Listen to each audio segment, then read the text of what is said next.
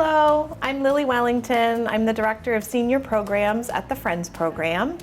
And today I'm going to read Y is for Yet. It is written by Shannon Anderson and illustrated by Jacob Suva. What can you do with a growth mindset? You can strengthen your brain. You can stay positive. You can learn from your mistakes and so much more. In other words, there's almost nothing you can't do with a growth mindset. A, you have the ability to do great things, especially when you have a growth mindset. Your brain is like a muscle.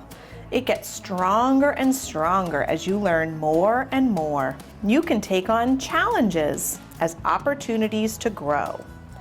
Trying to do tough tasks helps your brain learn and remember. When you are determined, you are committed to accomplishing something, even if it's difficult. Effort and practice help you learn and grow. We get better when we are trying our best. Feedback from other people gives you valuable information about how you can learn and improve even more. When you make a mistake, you can think of it as a growth spurt. That helps you learn. You learn something helpful from every setback you face. Asking for help when you need it is a strong and positive choice to make. You can use the power of imagination to help develop your growth mindset. What might you do with all that you learn? Learning something new takes you on a journey that may have many ups and downs. It is rare to master a task or a skill the first time you try it. You gain knowledge by practicing until you get better. What would you like to know or practice? There's almost no limit to the knowledge and skills that you can learn. Your brain has the ability to keep learning for your whole life. A mindset is your attitude or your set of beliefs. Having a growth mindset helps you to stay positive and believe in yourself. When you are striving for your goals, notice what works well, what doesn't work so well. Both will give you useful information. Optimism is trying to see some good in every situation. When you can see the positive, you can also see the opportunities. Progress, not perfection, is a goal you can achieve each day. You can think of it like this. In some small way, I get better every day. You learn by asking questions and seeking answers. What are you curious about? You are resilient when you bounce back from setbacks or obstacles. Struggle helps you grow stronger. Setting goals is the first step towards accomplishing them. A positive goal helps you focus, plan, and succeed. Trying hard means using different strategies, seeking advice or support, and persevering until you succeed. You may have to keep working hard at something until you figure it out. Try not to give up. Your work will be worth it. Visualize what it takes and what it will be like when you meet your goals. How do you think you'll feel when you see the results of all your effort? You can't always get what you wish for, but you can often get what you work hard for. What do you want to work towards? Sometimes it takes extra time and effort to accomplish something, especially something difficult or important. But if you stick with it, your determination will pay off. If you feel there's something you cannot do, remember the word yet.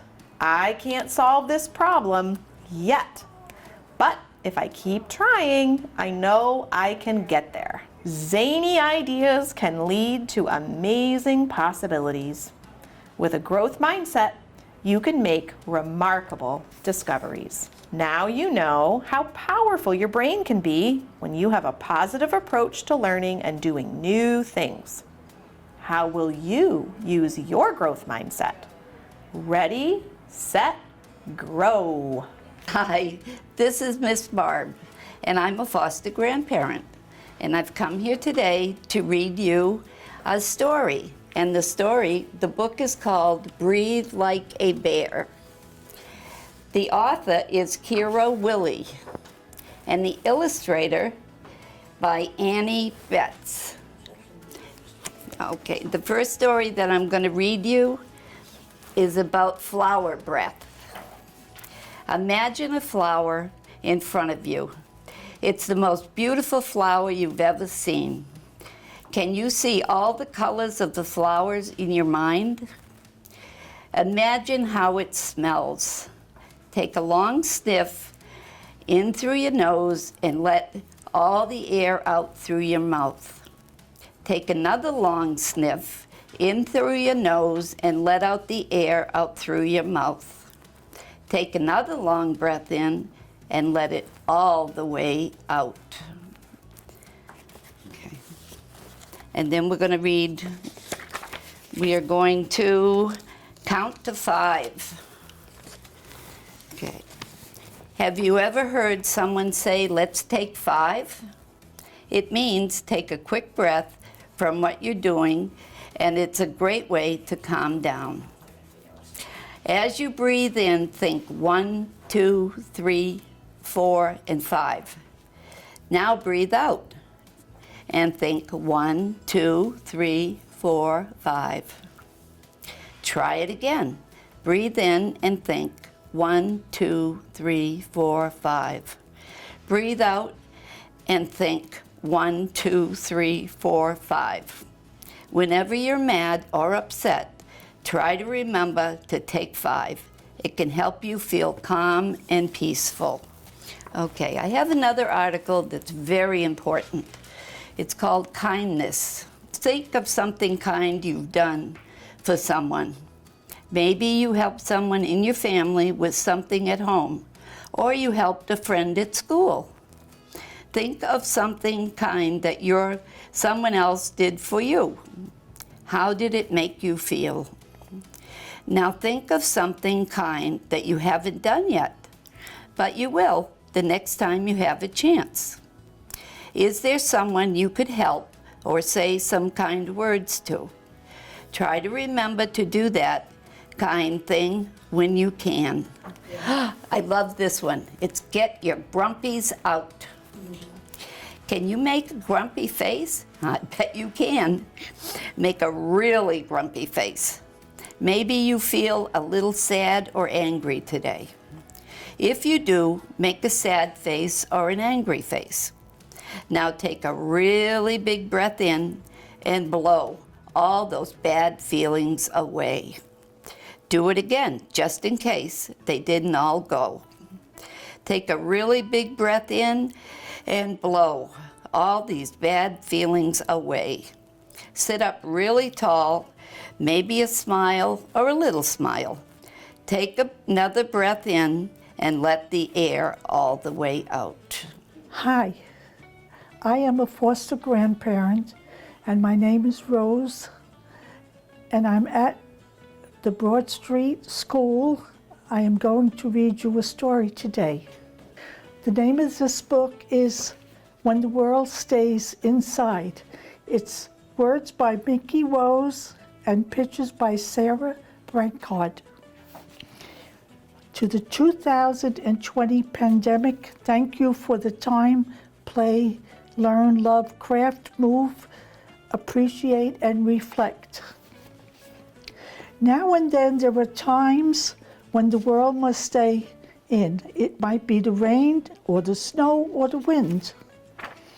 But sometimes it's because we don't want to get sick, and from inside we'll wonder, how did it happen so quick? When the world stays inside, we'll have time to get cuddly, curled up on the couch, feeling cozy and lovely. But that isn't all. There's so much we can do. There's fun to be had, and it's all up to you. When the world stays inside, there's more time we can spend making forts for the picnics we'll have with our friends. When the world stays inside, we'll have more time to bake. We'll make big giant cakes and eat them all day. And then we will share our big giant cakes because sharing is caring. Now, wouldn't you say? We won't want to stand still when the world stays inside. We'll want to get moving with some fun exercise. We'll stretch and we'll run and find new ways to play. It feels better to dance than to sit the whole day. When the world stays inside, we can take time to learn. There's knowledge to earn when you have time to burn. We can learn about people in faraway lands or study every bone that we have in our hands. When the world stays inside, time can slow to a crawl, but it's fun to build things for no reason at all. We can build boats and planes and dream of wandering far. We can go anywhere from right where we are. When the world stays inside, it's the most perfect chance to sing all the songs and make us smile and dance. It doesn't matter if we know how to carry a tune. Singing songs always make a fun afternoon. When the world stays inside, we'll take the time to pretend the world has no limits when we just use our heads. The floor may be lava, the socks may be snakes. What if the bathtub was a bottomless lake? When the world stays inside, we'll take time to say hi. We'll reach out to loved ones, no need for goodbyes. When the world stays inside, we'll have plenty of time to tidy our homes and make them sparkle and shine.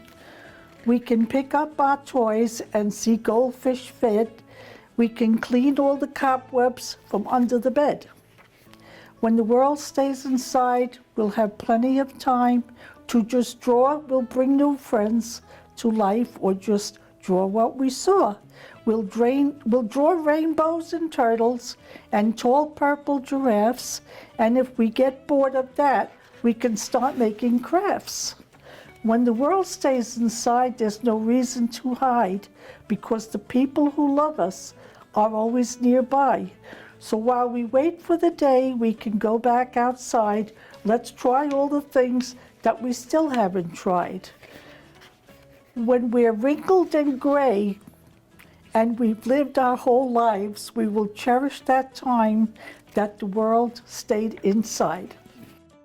Hi, I'm Miss Pat, and I am a foster grandparent at Mount Pleasant School, and I'm going to read you a story today. And it's called The Wonderful Things You Will Be.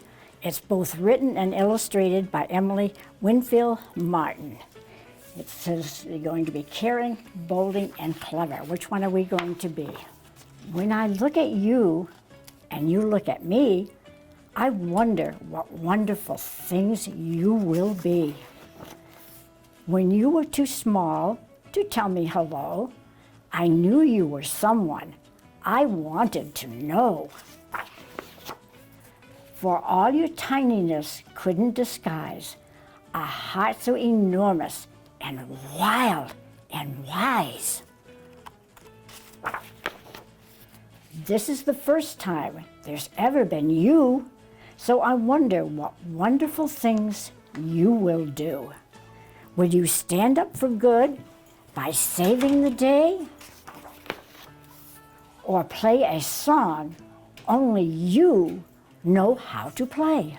Will you tell a story that only you know? When you learn what it means to help things to grow?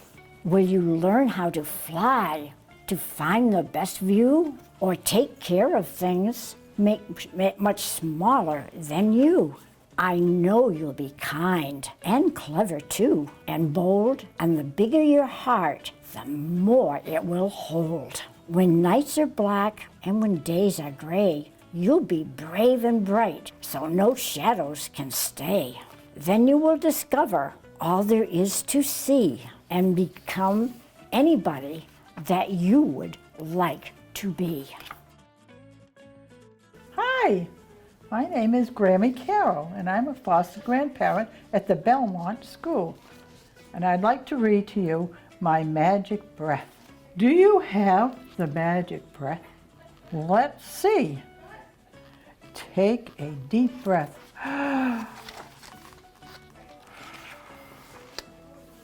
And blow it out. Wow, you do have the magic breath. The magic breath is special. It helps when you have too many thoughts running through your mind at the end of the day. There is a lot to think about. What happened today that made you smile? Take a deep breath in and picture that moment in your mind. Let's blow out all those happy thoughts onto the page. Wow, that is a lot of happiness.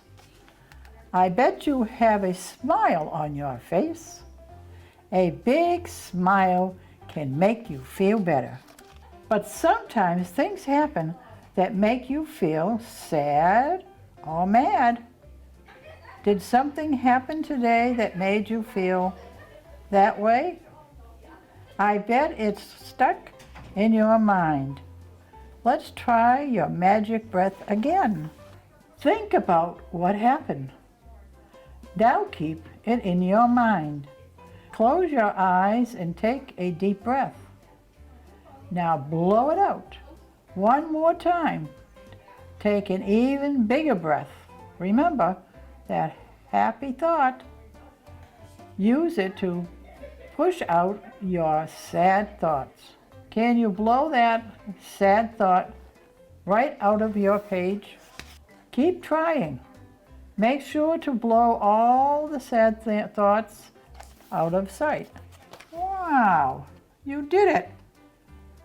Goodbye, sad thoughts. Do you feel better now? You used your magic breath to help you. Instead of having your mind full of thoughts at the end of the day, your mind is ready for sweet dreams. Let's do one big yawn. Together. Time to give your magic breath a rest. Sweet dreams until tomorrow. The end. Hello, I'm Victor Brunel, and I'm going to be reading I Am Peace, a book of mindfulness. There are times when I worry about what might happen next and what happened before. The thoughts in my head are like rushing water, and I feel like a boat with no anchor being carried away. I give myself a moment, I take a breath, and then I tell myself, it's all right. I feel the ground beneath my feet and steady myself and start to notice the here and the now. My thoughts begin to settle, my mind begins to clear. I am peace. I can watch my worries gently pop and disappear. I let things go. I can say what I feel inside out loud. I know myself. I can share kindness with others.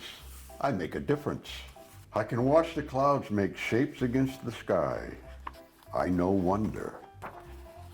I can taste and smell and touch and hear and see what is all around me. I use my senses. I can feel my breath, fill my whole body. I tune into me.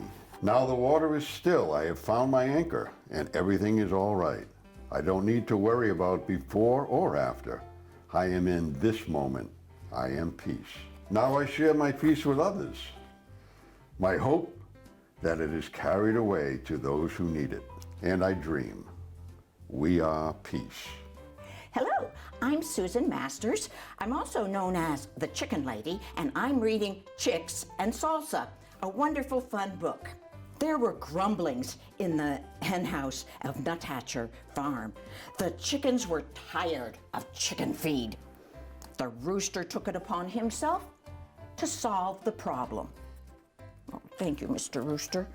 Mrs. Nuthatcher, the farmer's wife, had taken up watching a cooking show in the afternoons.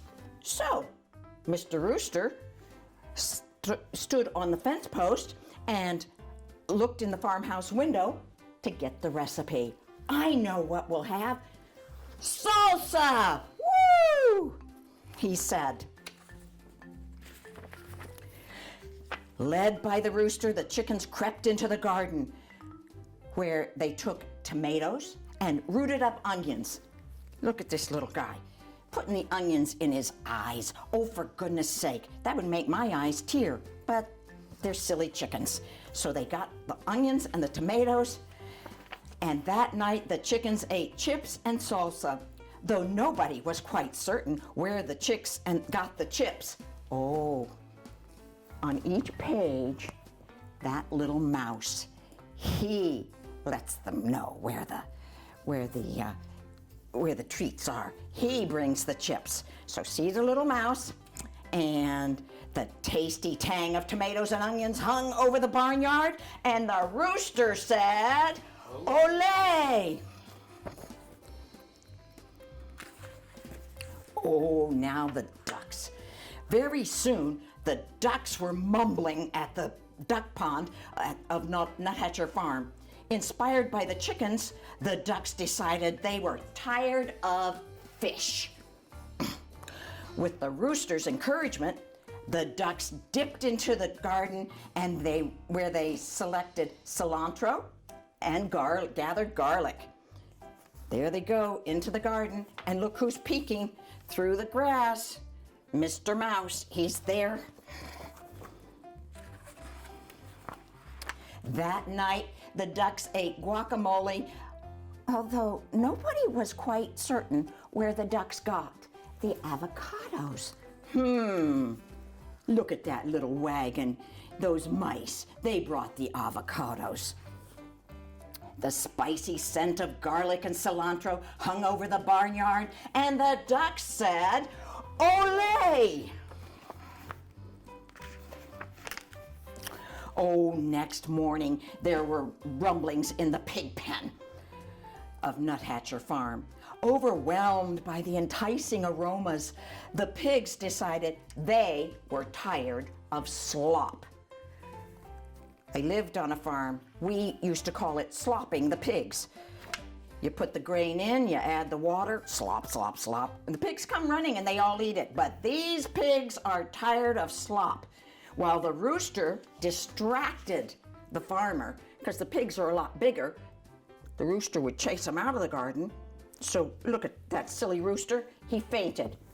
And the pigs got in the garden and they gathered the beans and chopped chilies. That night, the pigs ate nachos, though nobody was quite certain where they got the cheese. Oh, good grief. Cheese on a rope.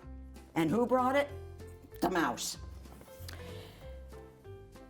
The delightful deliciousness of cheese and chilies hung over the barnyard, and the pigs said, "Ole!" As everyone knows, when a passion for Southwestern cuisine takes hold of the farm animals and so many sumptuous, spicy, savory scents collide in the barnyard air, it can only lead to one thing. Fiesta! Look at the big word. It's going to be a good party. The rooster got things organized, then returned to his fence post for a good enchilada recipe. The horses decorated the barn with a blanket. I'm wearing my poncho that's kind of like a blanket. The bull practiced his Mexican hat dance, though nobody was quite certain where the bull got his sombrero. I have another sombrero here. You put the sombrero on the floor, and we go ta-da-dum, ta-da-dum, ta-da-dum, ta-da-dum, ta-da-dum, ta-da-dum, ta-da-dum, ta-da-dum, ta-da-dum, ta-da-dum. Ole! Mexican hat dances are fun. And the chickens and ducks and pigs snuck into the garden again to get some more Southwestern cuisine supplies.